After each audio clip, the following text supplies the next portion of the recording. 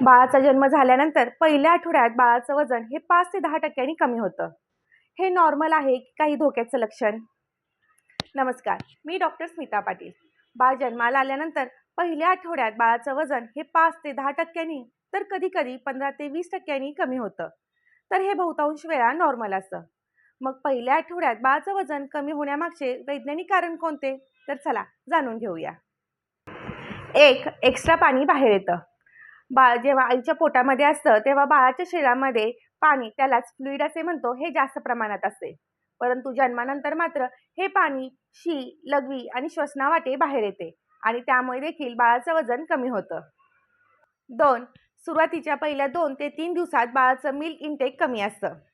बाळ जन्माला आल्यानंतर पहिल्या 2 ते 3 दिवसात बाळाला कोलेस्ट्रॉल मिळतं. कोलेस्ट्रॉलचं प्रमाण हे कमी असतं, परंतु ते तितकंच पौष्टिक देखील असतं. पहिल्या सुरुवातीच्या 2 ते 3 दिवसात आईला दूध कमी येतं आणि त्यामुळे देखील बाळाचं वजन हे कमी राहतं.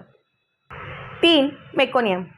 बाळ जन्माला आल्यानंतर पहिल्या 2 ते 3 दिवसात काळसर जडशी करतं, त्यालाच आपण मेकोनियम असे म्हणतो.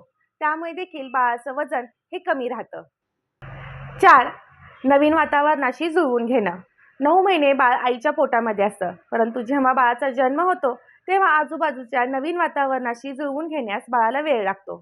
त्याचबरोबर बाळाचे मेटाबॉलिझम देखील बदलते आणि त्यामुळे देखील बाळाचं वजन हे कमी होतं. तर ही होती बाळाचं वजन पहिल्या आठवड्यात कमी असण्याची कारणे. जर तुमच्या बाळाचं वजन पहिल्या आठवड्यात कमी होत असेल तर काळजी करू नका.